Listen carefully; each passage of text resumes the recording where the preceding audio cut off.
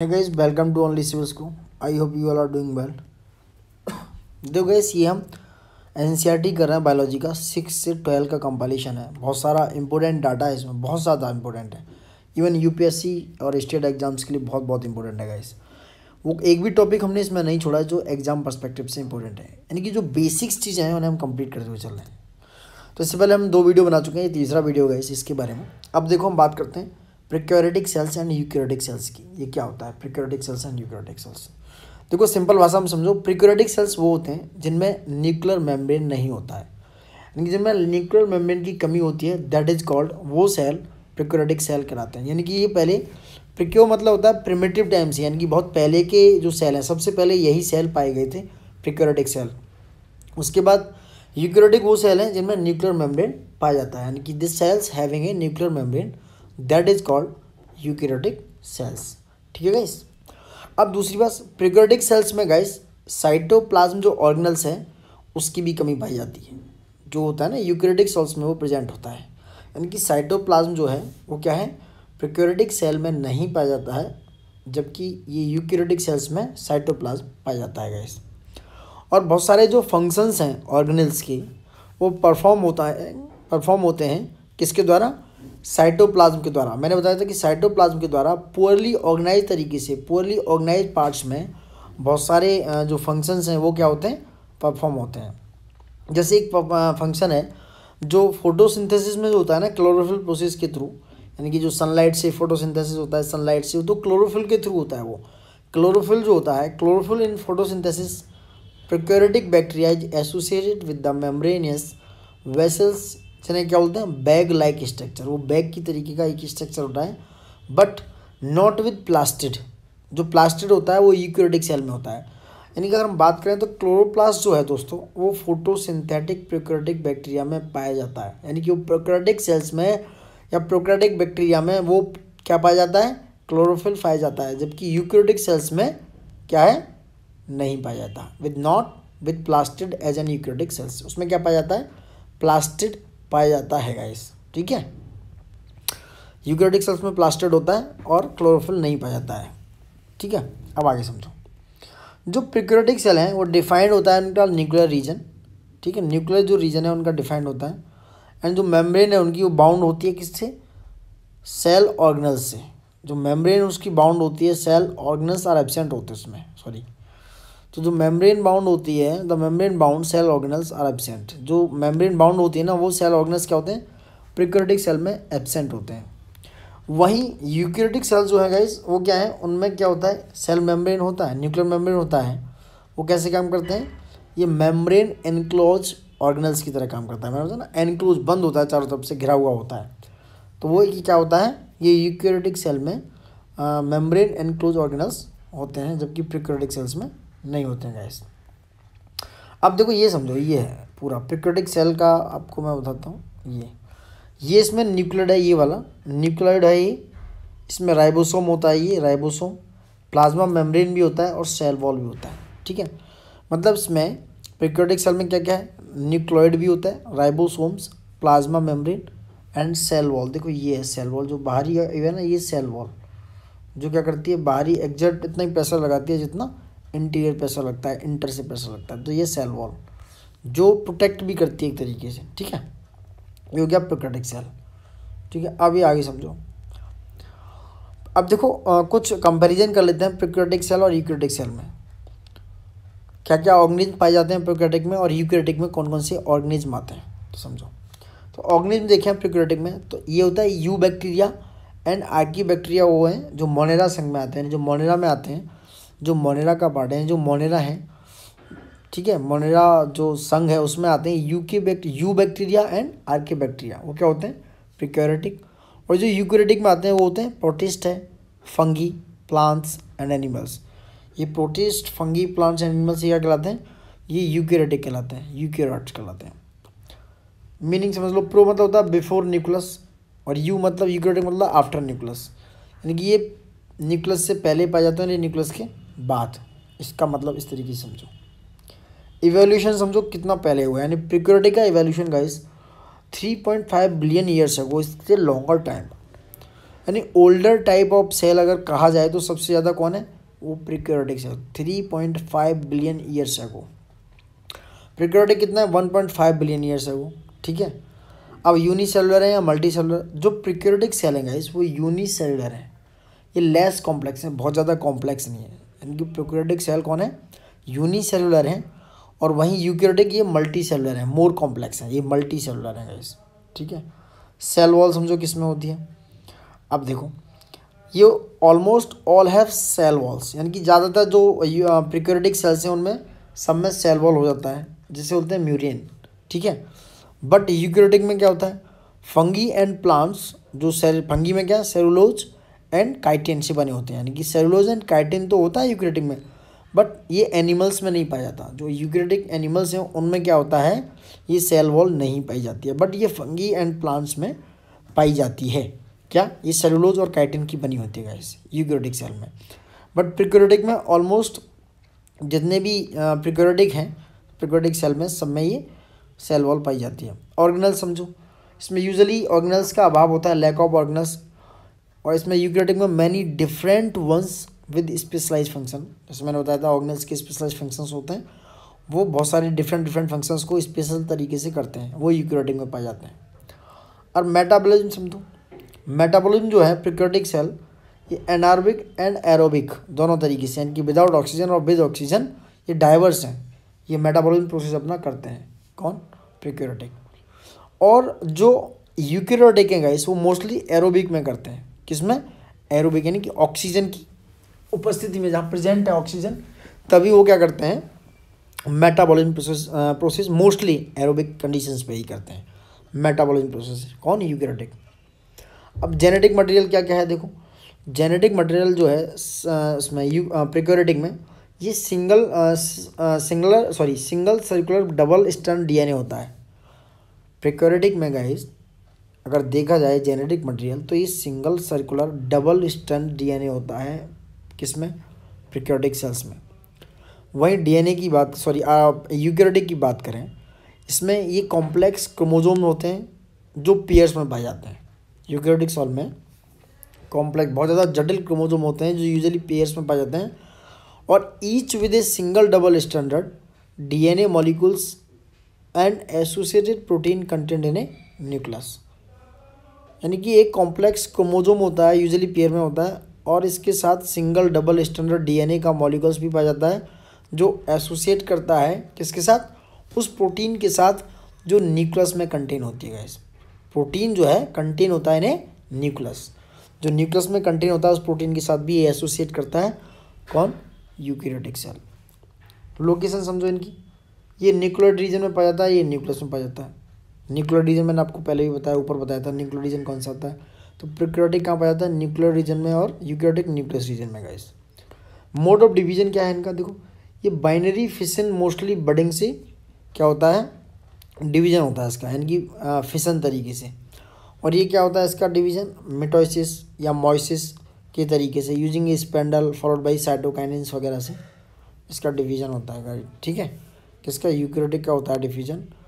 Comparison to देखा जाए प्रोक्योरियोटिक तो ये होता है mitosis meiosis using a spindle followed by cytokinesis, that is called mode of division of eukaryotic and prokaryotic guys. तो आई होप यहाँ यूकैरियोटिक एंड प्रोक्योरियोटिक आप समझ गए होंगे। प्रोक्योरियोटिक कितना 3.5 बिलियन ईयर्स से बहुत पुराना, सबसे पुराना ओल्डेस्ट है सेल, और उसके बाद यूकैरियोटिक 1.5 बिलियन ईयर्स है वो, और ये जो न्यूक्लियर रीजन में पाया जाता है प्रोक्योरियोटिक, और ये न्यूक्लियस रीजन में पाया जाता है। Mode of division binary fission है इसमें, और इसमें मिटोसिस मॉइसिस प्रोसेस होता है यूकैरियोटिक में, ठीक है। अब बात करते हैं देखो वैक्यूलस की। वैक्यूलस क्या होता है, वैक्यूलस गैस एक इम्पटी यानी कि खाली स्ट्रक्चर होता है, जो क्या होता है, साइटोप्लाज्म में होता है, वही कहलाता है वैक्यूल। क्या कहलाता है, वैक्यूलस या वैक्यूल्स, जो भी बोलना चाहो बोल सकते हो आप, प्रोनाउंस कर सकते हो खुद से। तो एक एम्पटी स्ट्रक्चर होता है जो साइटोप्लाज्म में होता है, वो क्या कहलाता है, वैक्यूल्स कहलाता है। ये सिंगल हो सकता है, it could be single and big as an onion cell.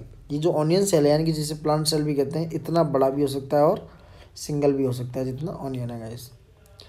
और ये क्या होता है, जो एनिमल सेल है यानी कि चीक सेल्स हैं वो है, उनके पास स्मॉलर वॉक्यूल्स होते हैं।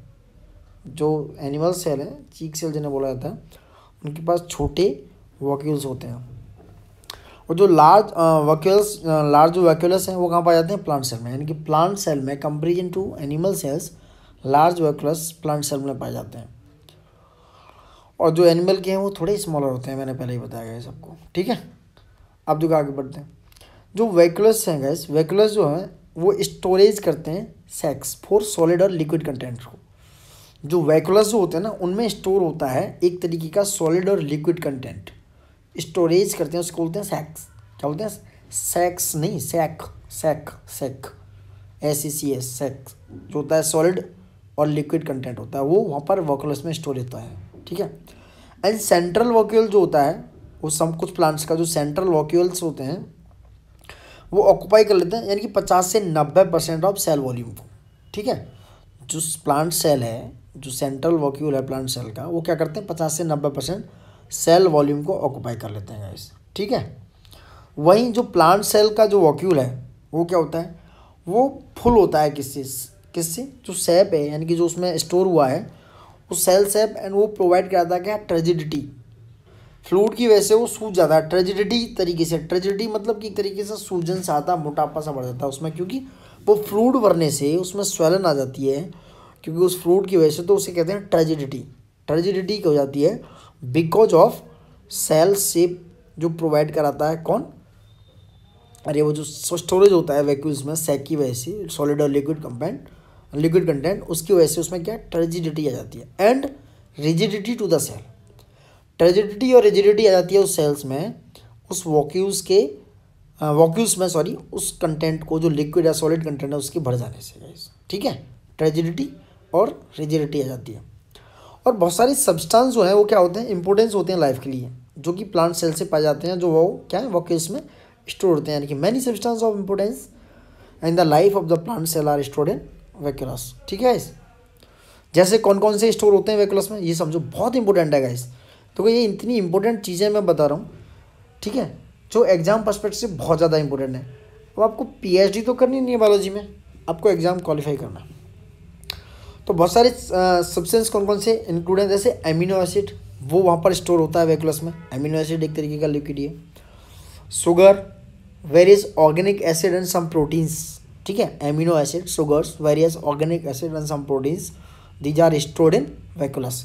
अगर वो पूछ ले कहाँ स्टोर होते हैं ये सारे सब्सटेंस, तो आप कहाँ बताओगे? ये वैक्यूलस में जाके स्टोर होते हैं, ठीक है।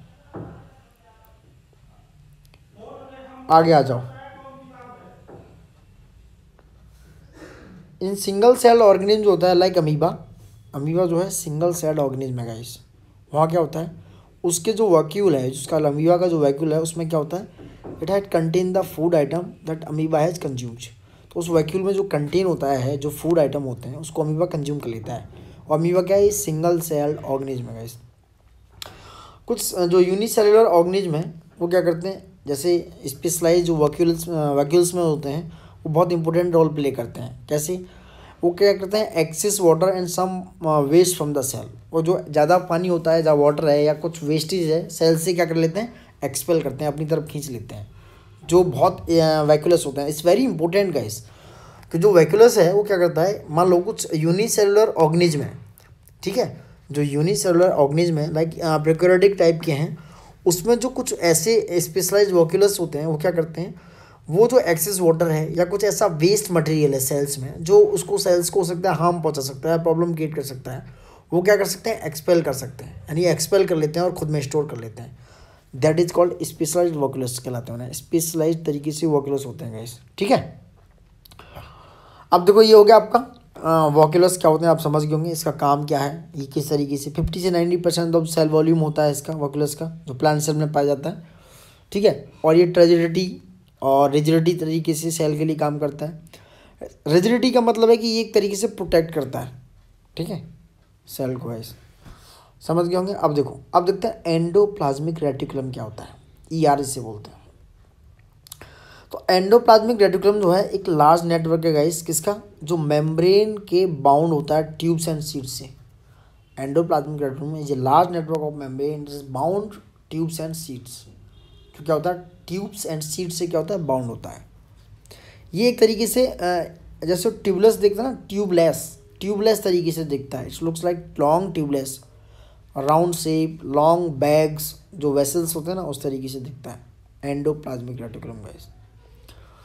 तो ईआर यानी एंडोप्लाज्मिक रेटिकुलम का जो मेम्ब्रेन है ये सिमिलर स्ट्रक्चर प्रोवाइड कराता है, कैसा, प्लाज्मा मेम्ब्रेन की तरह। इसका जो प्लाज्मा मेम्ब्रेन दिखाई थी ना हमने, वो स्ट्रक्चर दिखाया था, उसकी तरह ही इसका स्ट्रक्चर होता है। ये भी एक प्रोटेक्शन की तरह काम करता है। ये दो टाइप का होता है एंडोप्लाज्मिक रेटिकुलम। कौन कौन से? एक तो रफ एंडोप्लाज्मिक रेटिकुलम होता है और दूसरा स्मूथ एंडोप्लाज्मिक रेटिकुलम होता है। यानी कि एक तो होता है रफ और दूसरा होता है स्मूथ। अब देखो रफ जो है, रफ एंडोप्लाज्मिक रेटिकुलम क्या होता है, इसमें होता है RER, उसमें होता है राइबोसोम्स। क्या होता है? राइबोसोम्स। जो रफ एंडोप्लाज्मिक रेटिकुलम है वो कैसा दिखता है? रफ तरीके से दिखता है। कैसे?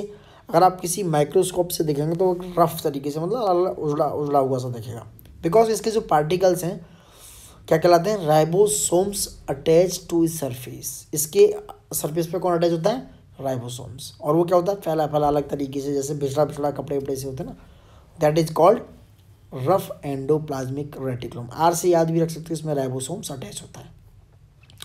और जो राइबोसोम्स है ये वाला ना, ये क्या होता है? ये प्रेजेंट होता है सभी जितने भी एक्टिव सेल्स हैं उनमें। और ये क्या करता है? ये करता है the sites of protein manufacture.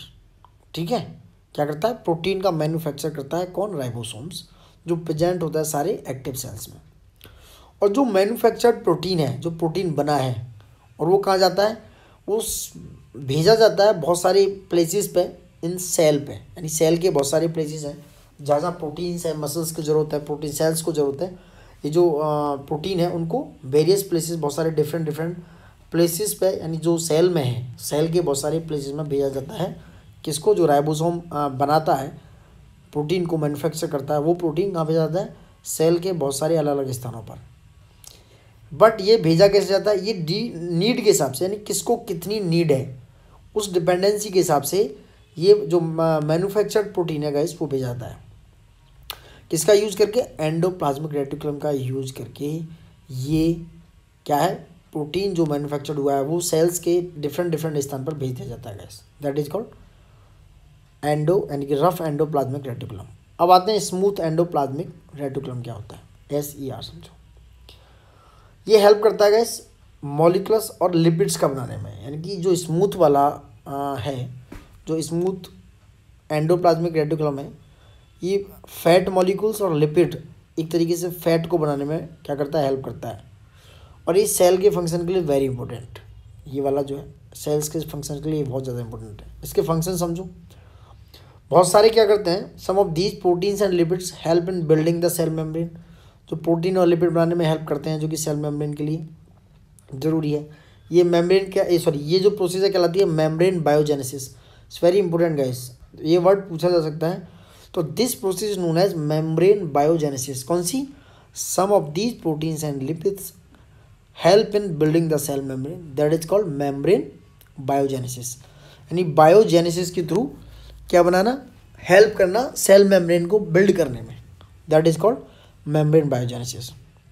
और बहुत सारे प्रोटीन और लिपिड जो है वो क्या करते हैं? As a enzyme and hormones का फंक्शन करते हैं। जो प्रोटीन है वो as a enzyme and lipids हैं as a enzyme and hormones की तरह काम करते हैं, उसी तरह फंक्शन करते हैं गाइस, प्रोटीन एंड लिपिड्स। ठीक है, आई होप आप समझ पा रहे होंगे। उसके सिवाय जो एंडोप्लाज्मिक रेटिकुलम है यानी ER जो है वो वेरी करता है बहुत सारे अपीयरेंसेस में, लाइक डिफरेंट सेल के बहुत सारे अपीयरेंसेस में देखने को मिलता है। इस तरीके का ये क्या है? एक नेटवर्क सिस्टम है, डिफरेंट जगह पे आपको देखने को मिलेगा गाइस। ठीक है, वहीं एक तरीके का फंक्शन है IR का, एंडोप्लाज्मिक रेटिकुलम का, जो सर्व करता है channels for the transport of material. यानी कि जो ER है एक तरीके का चैनल है जो ट्रांसपोर्ट करता है मटेरियल को, यानी एक जगह से दूसरी जगह ले जाने का भी काम कौन करता है? ER करता है। स्पेशली प्रोटीन की बात करना हम, स्पेशली वैसे प्रोटीन को ले जाता है ये कौन? ER। बहुत सारे जो रीजन्स हैं, डिफरेंट टाइप के रीजन हैं जो साइटोप्लाज्म के हैं या साइटोप्लाज्म या न्यूक्लियस के बीच में हैं, वहाँ पर ये प्रोटीन को पहुँचाने का, ट्रांसपोर्ट करने का काम करता है। और इसका एक और फंक्शन है कि ये साइटोप्लाज्म को जो है साइटोप्लाज्मिक फ्रेमवर्क को प्रोवाइड करता है एक सरफेस। वहाँ पे क्या होता है? एक बायोकेमिकल एक्टिविटीज होती है उस सेल की। तो बात करें तो द ER यानी endoplasmic reticulum also function as a cytoplasmic framework providing a surface for some of the biochemical activities of the cell. That is called क्या, ईआर का वर्क है, ईआर का फंक्शन है। ये एंडोप्लाज्मिक रेटिकुलम का function है कि वो साइटोप्लाज्म के लिए गाइस एक सरफेस प्रोवाइड कराता है, वहाँ पर जाके बायोकेमिकल एक्टिविटीज़, उस सेल की बायोकेमिकल एक्टिविटीज़ क्या होती हैं, फंक्शन करती हैं गाइस। वहीं लिवर सेल्स की बात करें गाइस, लिवर सेल्स में देखा जाए तो लिवर सेल्स में बहुत सारे क्या होते हैं, और ग्रुप ऑफ एनिमल्स होते हैं जिन्हें क्या बोलते हैं, वर्टिब्रेट बोलते हैं। वर्टिब्रेट क्या होते हैं ये समझो, in the liver cells of the group of animals called vertebrates, ठीक है। वहीं एसईआर क्या होता है, इससे play crucial role in detoxifying many poison and drugs. इसका वेरी वेरी इंपॉर्टेंट रोल है गाइस। अगर पूछ ले कि भैया आपको डिटॉक्सिफाई करने का या पॉइजन या ड्रग्स को डिटॉक्सिफाई करने का काम कौन करता है, तो गाइस इट इज क्या है, soft endoplasmic reticulum, SER very important role in detoxifying many poison and drugs, many poison and drugs. But जो लिवर सेल्स में हैं, जो बहुत सारे ग्रुप ऑफ एनिमल्स हैं, वहाँ पर लिवर सेल्स के बहुत सारे ग्रुप ऑफ एनिमल्स हैं, वो क्या कहलाते हैं, वर्टिब्रेट्स कहलाते हैं गाइस। क्या कहलाते हैं, वर्टिब्रेट्स कहलाते हैं, वर्टिब्रेट्स, ठीक है। समझो, अब आगे आ जाओ। अब बात करते हैं गोल्जी काय की। Golgi hepatitis and Golgi complex क्या होता है, ठीक है। अब समझो, देखो जो गोल्जी एपेटाइटिस हैं वो कंसिस्ट करते हैं एक सिस्टम ऑफ मेम्ब्रेन, ठीक है। यानी जो गोल्जी एपेटाइटिस हैं कंसिस्ट करते हैं एक सिस्टम ऑफ मेम्ब्रेन का, जो बाउंड होती है किसके, चारों तरफ से वेसल्स के बाउंड होती है, and arrange approximately parallel to each other in stick called cisternae. वो क्या कहलाती है, सिस्टीन कहलाती है। यानी कि जो गोल्जी एपेटाइटिस कंसिस्ट करते हैं एक तरीके का क्या, इस सिस्टम ऑफ मेम्ब्रेन बाउंड, ठीक है, जो अरेंज करता है क्या, किसके पैरेलल होता है वो, each other in stacks called cisternae, वो कहलाता है सिस्टीन। जो गोल्जी एपेटाइटिस कंसिस्ट करता है उसमें, तो वो कहलाती है क्या, सिस्टीन बोलते हैं उसको। और जो ये मेम्ब्रेन है वो क्या करती है, इसका कनेक्शन होता है with the membrane of ER, यानी कि एंडोप्लाज्मिक रेटिकुलम की जो मेम्ब्रेन है उसके साथ इसका कनेक्शन होता है, इसलिए it constitute another portion of a complex cellular membrane system. तो ये क्या करती है, अलग तरीके का पोर्शन जो कॉम्प्लेक्स सेलुलर मेम्ब्रेन का कॉन्स्टिट्यूट कर लेती है गाइस। और जो मटेरियल है गाइस, जो नियर होता है, जो मटेरियल है ईआर के जो नियर होता है उसको सिंथेसाइज, जो मटेरियल है जो सिंथेसाइज हो जाता है near the ER is package and dispatched to various targets inside and outside the cell through the Golgi apparatus. तो वो जो ईआर में जो है मटेरियल, किसमें, ईआर के पास में जो मटेरियल है सिंथेसाइज हो जाता है, पैकेज हो जाता है, या उसको डिस्पैच कर दिया जाता है कहाँ पर, बहुत सारे डिफरेंट टारगेट्स पे, चाहे वो सेल जो है उसके इनसाइड हो या आउटसाइड हो, किसके थ्रू, गोल्जी एपेटाइटिस के थ्रू। किसके थ्रू जाता है वो, गोल्जी एपेटाइटिस के थ्रू जाता है। इसमें बहुत सारे फंक्शन भी इंक्लूड होते हैं, जैसे स्टोरेज करना, मॉडिफिकेशन करना, पैकेजिंग करना, डिस्पैच करना, ये क्या है, ये पार्ट है प्रोडक्ट्स ऑफ वेसल्स के, ठीक है गाइस। अब देखो बहुत सारे केसेस में क्या होता है, कॉम्प्लेक्स जो शुगर है, जो हमारा चीनी है, इस तरीके से जो कॉम्प्लेक्स होता है sugar may be made from simple sugar in the Golgi apparatus. कभी क्या होता है, ये सिंपल तरीके से सिंपल शुगर से बन जाता है कहाँ पर, गोल्जी एपेटाइटिस में। तो गोल्जी एपेटाइटिस जो है is also involve in the formation of lysosomes.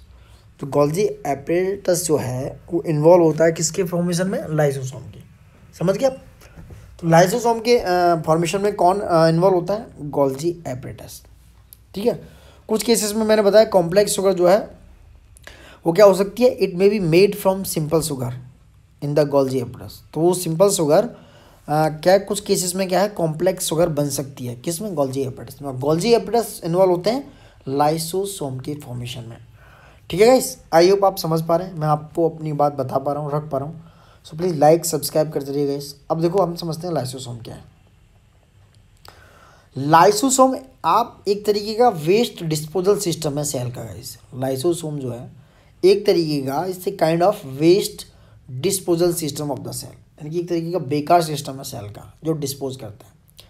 इसकी हेल्प से, यानी कि लाइसोसोम हेल्प करता है कीप द सेल क्लीन, यानी कि सेल को क्लीन करने में, डाइजेस्ट करने में, कोई भी फॉरेन मटेरियल है यानी कि बाहर से आया हुआ मटेरियल है उसको डाइजेस्ट करने में, as well as worn out cell organelles, और उन सेल ऑर्गेनल्स को वर्न आउट करने के लिए भी क्या करता है, लाइसोसोम हेल्प करता है गाइस। यानी कि अगर बात करें फॉरेन मटेरियल मान लो एंटर कर रहा है सेल में, किसी फॉरेन मटेरियल्स ने सेल में एंटर किया, उसके साथ क्या बैक्टीरिया है या फूड है एक तरीके का, चाहे वो as well as old organelles हो सकता है, एंड वो लाइसोसोम में जाके क्या हो जाएगा, ख़त्म हो जाएगा। यानी कि जो बैक्टीरिया फूड है वो लाइसोसोम में जाके अपनी कहानी ख़त्म कर देगा और वहाँ पे जाके क्या है, बहुत छोटे स्मॉल पीसेस में जाके ब्रेक हो जाएगा। ये लाइसोसोम का बहुत अच्छा काम है गाइस। और वही lysosome are able to do this because they contain powerful digestive enzyme. वो किसकी वजह से होता है, लाइसोसोम में गाइस, लाइसोसोम में गाइस पावरफुल डाइजेस्टिव एंजाइम्स होते हैं, जिसकी वजह से वो क्या करता है, ये जितने भी ऑर्गेनिक मटेरियल हैं जस्ट लाइक फॉरेन मटेरियल है या जस्ट लाइक बैक्टीरिया फूड या अदर टाइप का एक्सटर्नल मटेरियल है, उसको ब्रेक डाउन करता है, उसको ब्रेकिंग डाउन करता है जितने भी सारे ऑर्गेनिक मटेरियल्स हैं, क्योंकि वहाँ पर क्या होता है, एक बहुत ज़्यादा पावरफुल डाइजेस्टिव एंजाइम होता है लाइसोसोम में। ठीक है, तो during the disturbance in cellular metabolism, for example when the cells gets damage, lysosome may burst and the enzyme digest their own cell. ठीक है, अगर हम बात करें सेलुलर मेटाबॉलिज्म को अगर डिस्टर्ब कर दिया जाए तो होगा क्या, अगर ये जो सेल है वो डैमेज हो जाए, यानी बहुत सारी सेल्स आप देखा डैमेज हो जाते हैं, उसमें क्या होगा, लाइसोसोम जो है वो बस्ट हो सकता है एंड एंजाइम क्या है, डाइजेस्ट कर लेंगे अपने खुद के सेल को। ठीक है, अगर दोस्तों ये समझो कि डिस्टर्बेंस हो गया सेलुलर मेटाबॉलिज्म आपका, तो जो सेल है ना वो डैमेज हो जाएगा। जब सेल डैमेज हो जाएगा because of disturbance in cellular metabolism, क्योंकि जो सेलुलर मेटाबॉलिज्म है वो डिस्टर्ब हो गया है, वो गड़बड़ हो गया है, तो अगर सेल डैमेज हुआ तो लाइसोसोम भी बस्ट हो सकता है, ना श्योरिटी नहीं है बट बस्ट हो सकता है, इट मे बी। एंड उसके बाद अगर लाइसोसोम बस्ट हो गया तो एंजाइम क्या होगा, एंजाइम गाइस अपने खुद की सेल को डाइजेस्ट कर लेगा। समझ रहे हैं, तो इस तरीके से जब वो अपने खुद के सेल को डाइजेस्ट कर लेगा, तो इसलिए दोस्तों लाइसोसोम को क्या बोला जाता है, suicide bags of a cell. आपने देखा होगा बहुत सारे क्वेश्चंस बहुत सारे पेपर में आता है इस तरीके से, जब डिस्टर्बेंस हो जाएगा सेलुलर मेटाबॉलिज्म तो वो जो सेल है वो डैमेज हो जाएगा, और डैमेज हो जाएगा तो क्या होगा, लाइसोसोम बस्ट हो सकता है एंड एंजाइम क्या करेगा, अपने ही खुद के सेल को डाइजेस्ट कर लेगा, और जब डाइजेस्ट कर लेगा तो लाइसोसोम में डाइजेस्ट होगा, जब लाइसोसोम में डाइजेस्ट होगा तो लाइसोसोम क्या होगा, वो एक सुसाइड बैग की तरह काम करेगा। तो लाइसोसोम सुसाइड बैग की तरह काम करेगा, तो that is called suicide bags of a cell. ठीक है गाइस, आई होप आप समझ पा रहे हैं। अब देखो लाइसोसोम जो है are membrane bound sacs filled with digestive enzyme, उस तरीके से फिल्ड होता है डाइजेस्टिव एंजाइम के, and these enzymes are made of क्या होता है, RER, रफ एंडोप्लाज्मिक रेटिकुलम। तो जो लाइसोसोम है उसकी जो मेम्ब्रेन बाउंड होती है किसकी, जो सैक्स होते हैं, जो सैक्स एक तरीके से होते हैं जो फिल्ड होते हैं उस डाइजेस्टिव एंजाइम से, एंड दीज एंजाइम आर किससे बनते हैं, ये जो लाइसोसोम के पास डाइजेस्टिव एंजाइम है जो डाइजेस्ट करते हैं उस सेल को, जो मेम्ब्रेन बाउंड सेक्स को फिल्ड करते हैं, वो क्या कहलाते हैं, वो किससे बनते हैं, वो गाइस रफ एंडोप्लाज्मिक रेटिकुलम से बनते हैं गाइस, दैट्स वेरी इंपॉर्टेंट। ठीक है, आई होप आप समझ पा रहे हैं गाइस। तो गाइस यहीं तक रहने देते हैं, आगे माइटोकॉन्ड्रिया पे बात करेंगे। आई होप बहुत लंबे वीडियोज़ नहीं खींचेंगे क्योंकि आपको थोड़ा सा तकलीफ हो इसलिए। तो आई होप आप समझ पा रहे हैं। So please like comment share subscribe करते रहिए एंड प्लीज़ थोड़ा सा एंगेजमेंट देते रहिए, and thank you for watching it and love you all guys.